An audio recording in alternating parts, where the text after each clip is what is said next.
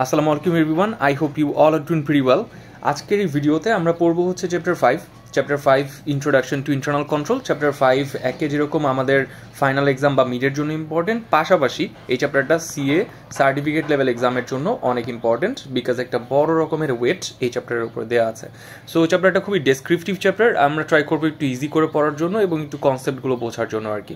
আচ্ছা, ফার্স্টলি যে নাইটমেয়ারটা থাকে আমাদের এই চ্যাপ্টারে সেটা হচ্ছে এটার ডেফিনিশন, কারণ অনেক বড় ডেফিনিশন এবং এটা পরীক্ষায় আসবে এতটুকু 100% শিওর বলে দেওয়া যায়, ঠিক আছে। সো ফার্স্টলি কি আছে, the process designed, implemented and maintained. একটা প্রসেস আমরা ফার্স্টে ডিজাইন করব, ইমপ্লিমেন্ট করব এবং লাস্টলি কি মেইনটেইন করব বা হচ্ছে কি আমরা মনিটর করব। কারা মনিটর করবে? বেসিক্যালি যারা হচ্ছে গাভার্নেন্সের দায়িত্বে আছে এবং ম্যানেজমেন্টের দায়িত্বে আছে, অথবা কি অন্য কোনো পার্সোনাল যারা কিনা অ্যাসুরেন্সটা প্রোভাইড করবে বা রিজনেবল অ্যাসুরেন্স। আমরা জানি কিন্তু অ্যাসুরেন্স কি, reasonable assurance is the highest tier of assurance আর কি। আচ্ছা, এইখানে হচ্ছে আমরা এই যে কি বিষয়ে আসলে অ্যাসুরেন্স বা রিজনেবল অ্যাসুরেন্সটা দিব, আমরা যদি একটু নিচে তাকাই তাহলে দেখবো যে কোম্পানি অবজেক্টিভ আছে, কিছু কোম্পানির অনেক অবজেক্টিভ আছে, তার মধ্যে সব থেকে মানে তিনটা অবজেক্টিভ আসলে এখানে দেওয়া হয়েছে। একটা হচ্ছে কি, to ensure reports its financial position correctly to the stakeholders বা না বেসিক্যালি শেয়ার হোল্ডারদেরকে আসলে রিপোর্ট করতে হবে। এবং সেকেন্ডলি হচ্ছে কি, to ensure that it operates effectively and efficiently, and thirdly হচ্ছে to ensure that it complies with relevant laws and regulations. এই তিনটা অবজেক্টিভ এখানে বলা আছে। তুমি খেয়াল করে দেখবা যে, বা আপনি খেয়াল করে দেখবেন যে এইখান থেকে এই ডেফিনিশনের মধ্যে এই তিনটা অবজেক্টিভ সম্পর্কেই কিন্তু রিজনেবল অ্যাসুরেন্সটা দিতে বলছে। ফার্স্টে হচ্ছে কি, প্রপারলি রিপোর্ট করতে হবে, তারপরে কি টু এনশিওর করতে হবে যে এটা অপারেট করতেছে ইফেক্টিভলি এবং এফিশিয়েন্টলি। যদি না করে তাহলে কিন্তু বিজনেস রিস্ক অ্যারাইজ হবে এখান থেকে, আমরা সেটা একটু পরে দেখবো আর কি। আচ্ছা, লাস্টলি হচ্ছে যে এখান থেকে আমাদের প্রপার ল মানে রিলিভেন্ট ল এবং রেগুলেশনের সাথে এটা কমপ্লাই করছে কিনা, ঠিক আছে, এটা সম্পর্কে তাদের একটা রিজনেবল অ্যাসুরেন্স এখানে প্রোভাইড করতে হবে।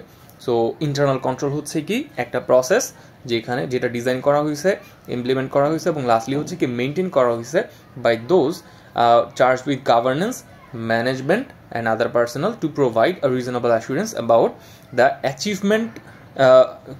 Achievement of entity's objectives. কী অবজেক্টিভ আছে? With regard to reliability of financial reporting, effectiveness and efficiency of operations এবং লাস্টলি হচ্ছে compliance with the applicable laws and regulations. I believe এরপর একটু ডেফিনেশনটা ইজি লাগার কথা, তারপরে যদি না হয় তখন মুখস্থ করতে হবে আর কি। ওকে, আচ্ছা, এখান থেকে হচ্ছে in order to meet this objectives দুইটা স্টেপ আসলে ম্যানেজমেন্ট বা হচ্ছে যারা চার্জে আছে তারা নিতে পারে। ফার্স্টলি হচ্ছে কি, এখান থেকে আইডেন্টিফাই রিস্ক, ঠিক আছে।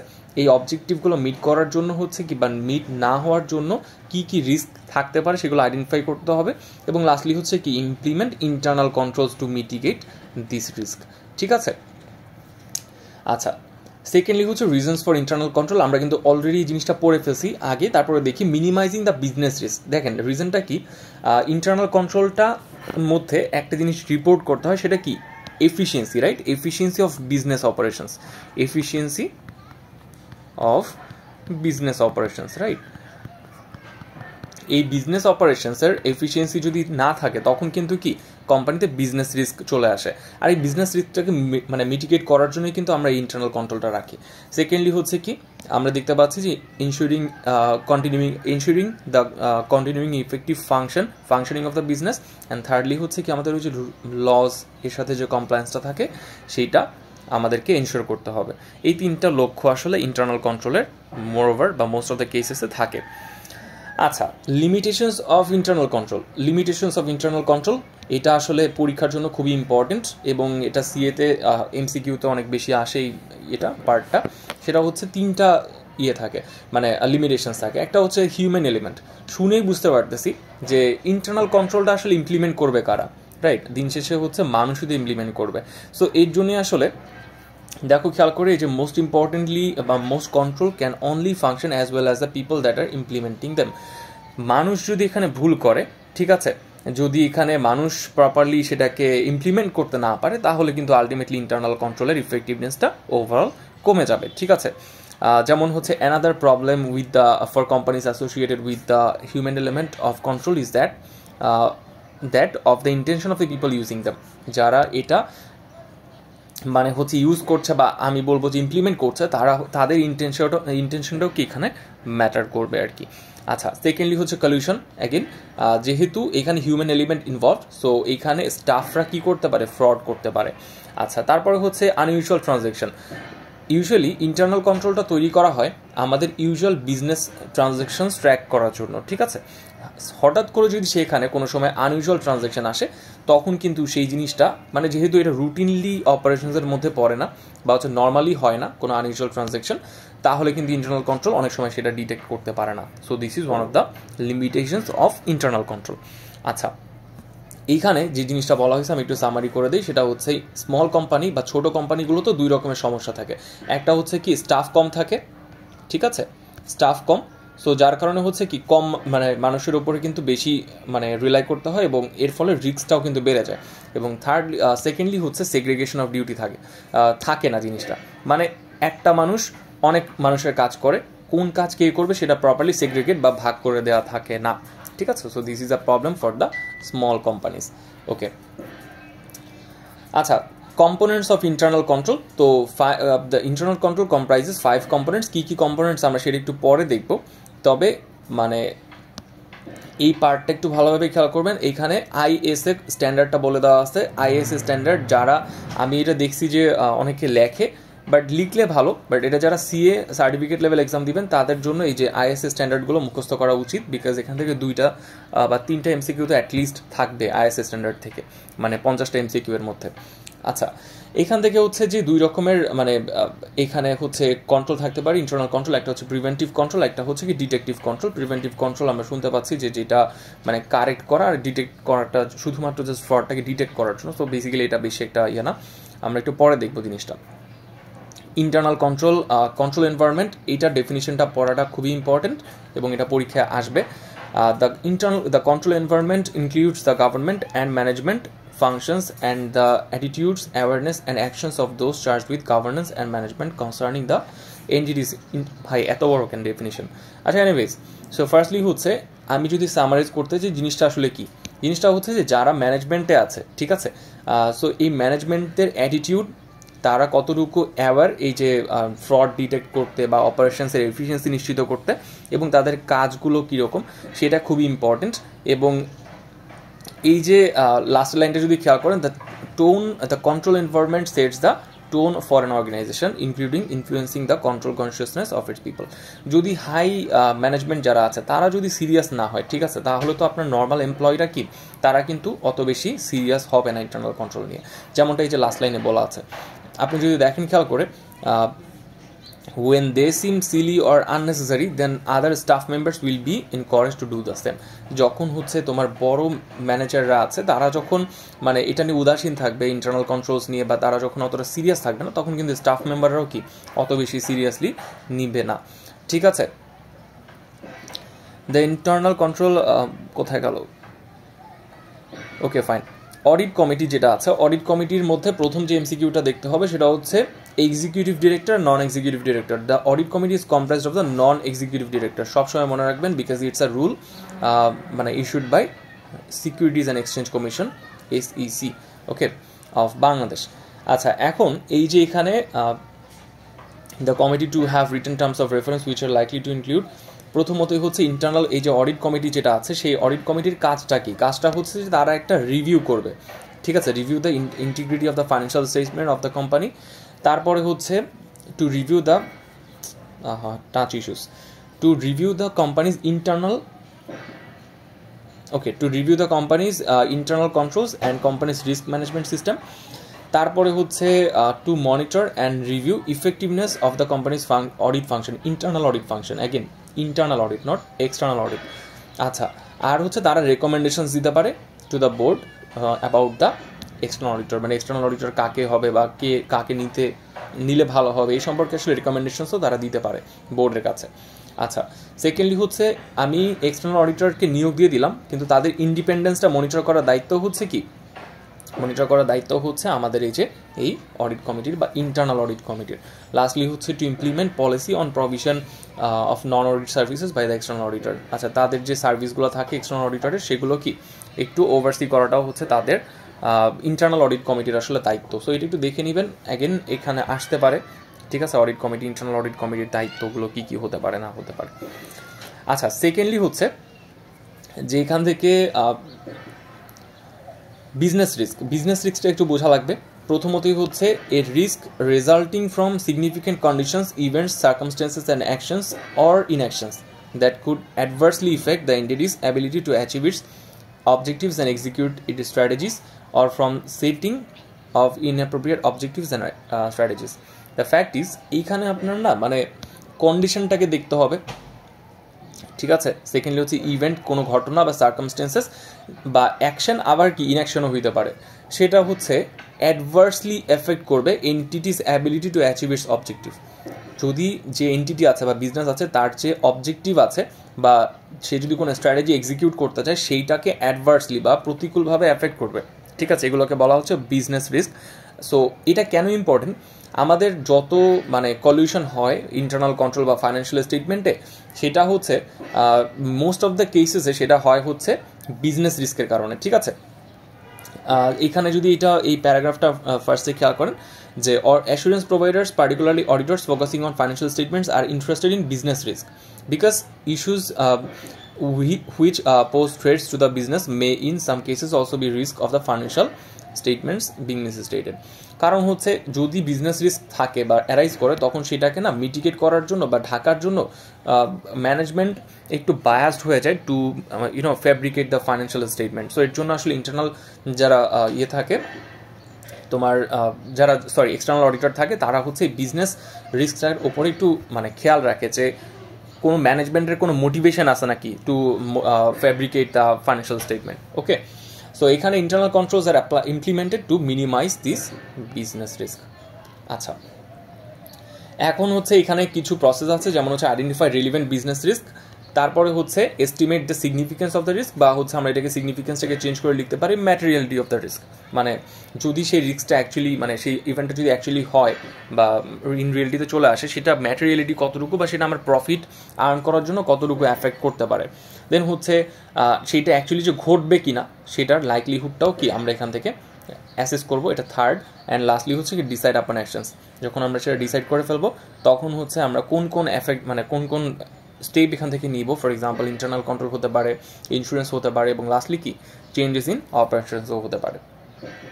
Fine, the internal control information system relevant two financial reporting, এখন এটা বেশি একটা ইম্পর্টেন্ট অ্যাগেন দরকার নেই, the auditors will be interested in. Fine, এটা আসলে এত বেশি পড়ার দরকার নেই, আমি পার্সোনালি এটা পড়তাম না।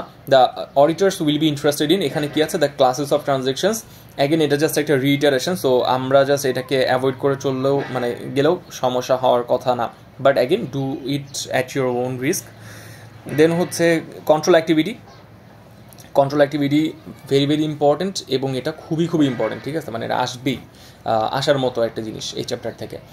ফার্স্টলি হচ্ছে অথরাইজেশন মানে কি, অথরাইজেশন মানে হচ্ছে approval of transactions or documents, mostly হচ্ছে সিগনেচার দিয়ে আমি যখন কোনো ডকুমেন্টকে অথরাইজ করব তখন সেটাকে বলা হচ্ছে, আপনি খেয়াল করে দেখবেন এখান থেকে যে এক্সাম্পলটা যদি দেখি, overtime should be approved by departmental managers, purchase orders by the purchasing managers.